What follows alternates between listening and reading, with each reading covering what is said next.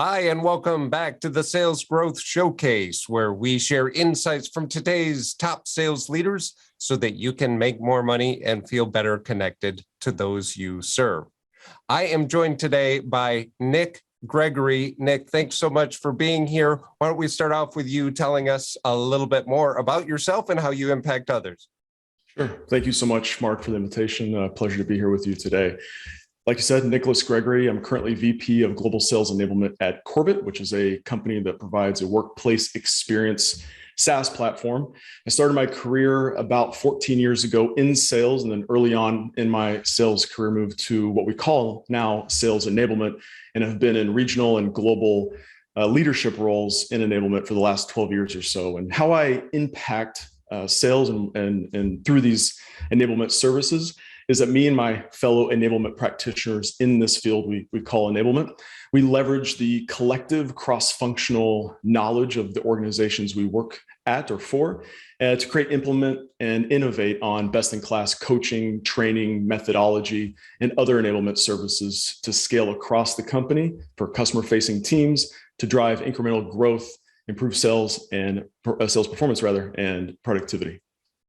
Well, clearly you have a long history of enabling people to be better sellers, so I'm looking forward to what you have to share today. So why don't we start with, with everything going on in sales and in the marketplace today, what are you doing? What are you helping your customers think about when it comes to growing their sales today?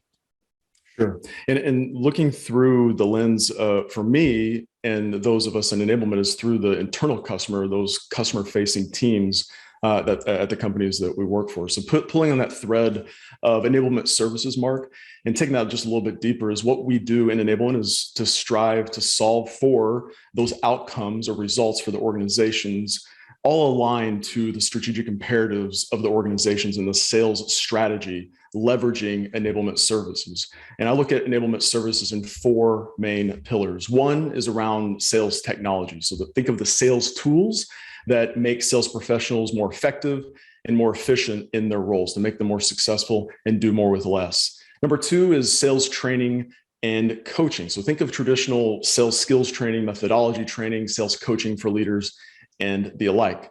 Number three is all around content. So providing the right content at the right time to the right colleagues so that they're effective in the field. So that may be internal content that they're consuming prior to a meeting or customer engagement, or maybe content that they consume themselves, but also is customer facing, they pass on to the customer to provide insights and perspective and educate their customers, maybe as a follow-up to their meeting. And last but not least is just best practices. Fortunate to start my career, like I said, in sales. So I feel that I'm able to help influence operating cadences, opportunity account, partner reviews, and just jump in, parachute in to provide some different perspective, maybe from the outside in those type of reviews as an example, and just look at things a little bit differently through the enablement lens and attach whatever those review cycles might be in that example to the enablement services that we're providing. So we can start to consistently reinforce and drive adoption and sustainment of those services through experiences and initiatives in the field. There is a lot for us to take advantage there when you talk about the tools, the training, the coaching, best practices, and certainly content as well. How about we dive into the training or the being able to provide coaching to sales teams. What is one area of challenge you see going on across when training new people or providing the best coaching possible in order to grow your sales? Yeah, I think the first thing to start with is I feel, not only I may be a little bit biased here, but through research, it's well known by and large that sales organizations as a whole aren't adequately investing in their first line, second line leaders to be coaches or to be coaches in a consistent, formal way in order to support their organizations and drive whatever their strategies might be down to just improving the levers and moving the needle when it comes to sales performance. So because of that, we have BDR, SDR leaders, account executive leaders, first line leaders, technical leaders, channel leaders, customer success leaders, et cetera, that grew up through the ranks, and maybe they were the superstar rep or superstar XYZ, and then got promoted, but without adequately training them on how to be a people leader in general, much less on this is what coaching is at a very high level in many regards. So we spend a lot of time investing in our individual contributors, the sales professionals themselves, or anyone that's a customer facing at that level. But we tend to not ignore per se, but really don't apply enough investment in the first line leaders. So then we protect the investments we make in the sales professionals by making sure we have adequate coaches in the field supporting those initiatives in of itself. So I think that's a huge area of opportunity and a challenge still to this day. I'll end it with this. We know why we should coach, but we don't often invest in doing so, though we know what the benefits are. So clearly recognizing that there isn't always an opportunity for us to get better at enabling people to be superstar coaches so that they can go out and in turn enable superstar customer facing account teams or success teams, whatever it may be. Yeah, and that's a broad stroke there of some of what I was talking about, but the data will show quite specifically that 60% of B2B sales organizations out there right now in the latest research are just leaving coaching up to the first line manager or the leadership's prerogative. So whatever you've learned in the past, you can do it here. It's definitely not done in a consistent and formal way. So having a clear, consistent focus on it, put structure around it, as you said, probably builds into the other enablement pillars, like having the right tools and best practices associated with it as well. Yes, we're all connected. Well, now that we looked at some of the challenge associated with what's going on today, certainly there's lots of changes going on, always lots of change going on when it comes to sales and the marketplace. But what are one of the key areas you see as an area of opportunity with what's been going on lately? Sure. Yeah, I'm going to look at one thing that I think we've talked about by and large in sales since about the February or March 2020 timeframe about time, and look at it through a little bit of a different lens. So time through the fact that we are not traveling, and those field reps that are spending upwards of 10% of time in traveling, whether it's through planes, trains, or automobiles, and how are we leveraging that time? I'm going to look at it through the lens of investment in ourselves as sales professionals in of itself. How are we sharpening our current skill set? How are we investing in new skill sets? How are we getting ourselves closer to exceeding buyer expectations? And there's a lot to it, but all in all is what are you doing to invest in yourself? There's a lot of, I'm sure, resources that are available to sales reps across the board from company provided services. So do you have subscriptions to LinkedIn Learning? Do you have subscriptions to Udemy for business or Coursera or the like, those platforms that provide training on any number of subject, whether business related or other? What are you doing to consume new skills or like I said, sharpen those skills in of itself? Because we can all agree what has made us successful the last 5, 10, or 20 years in sales will not keep us successful moving forward. The world is rapidly changing. We've had this unfortunate incident of a pandemic that changed the way we engage with the buying side of the organizations we engage with. So with all that said, there's a lot of things that continue to remain the same, some things that are the same but heightened just a little bit. All in all, those that invest in themselves are naturally curious to learn more, sharpen those skills, will be successful in the future. Yeah, so use that time intentionally to reinvest in yourself, making sure that you're always keeping your skills up to date or on the cutting edge, because as you said, this will continue to change and evolve, and the more you're focusing on it and investing in yourself, you make sure that you're always out there leading the charge. So thank you for sharing that.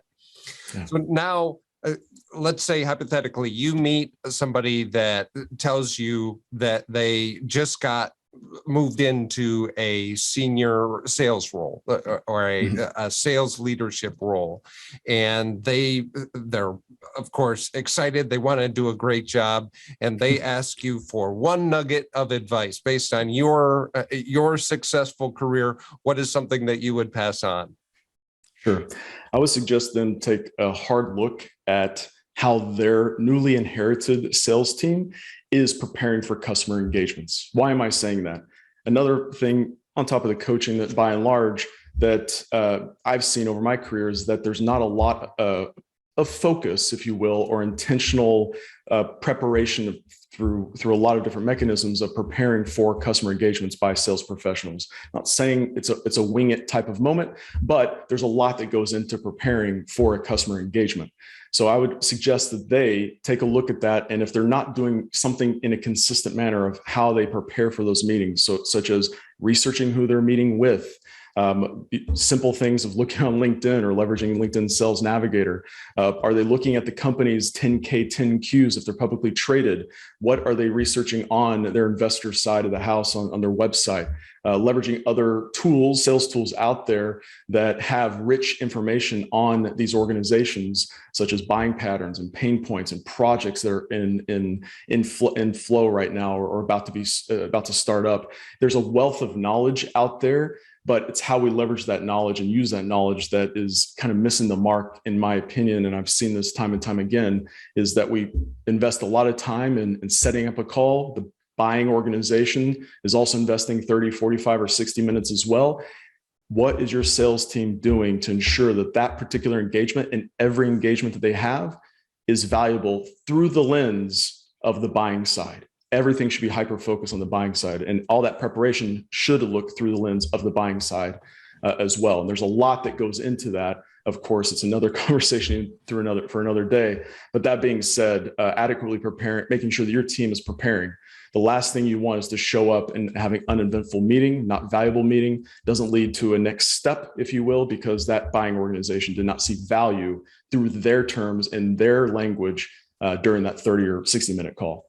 Yeah, even more so if you haven't taken the time to do your due diligence and thoughtfully prepare, then you may very well miss the mark of what they care about. And even worse, as them not buying would be them thinking that you wasted their time or are not in alignment with their needs, because chances are they're never going to have a conversation with you again. So it's that one shot, right, Mark? Yeah, that's right. So thank you for sharing that. Well, sure. all of this, Nick, I really appreciate you going through, sharing some of your experiences and insights based on your successful career. There's no doubt that there are powerful leaders in your life that you know that also may be willing to come on the show and share some insights. Are there a few names that come to mind?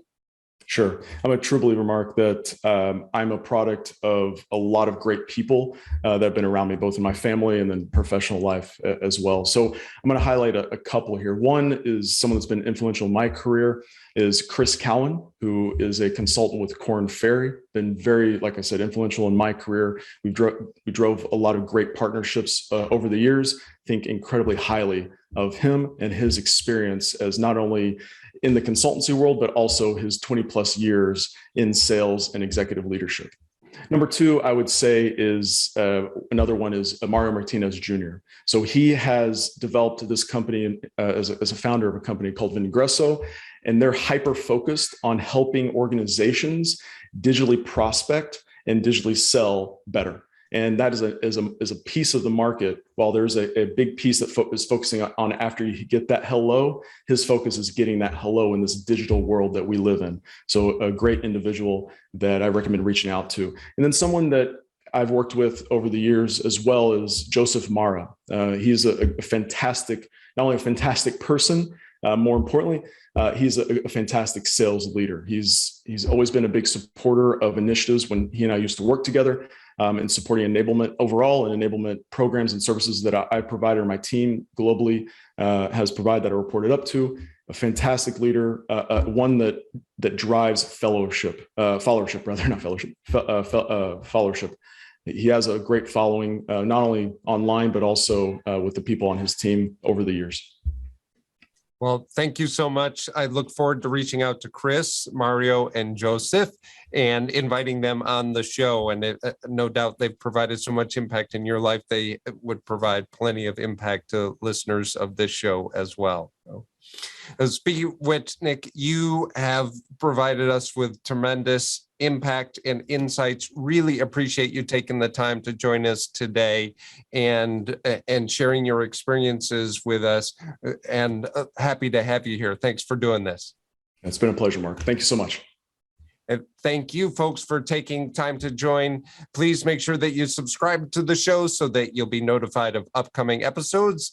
And until next time, I wish you reach invincible success.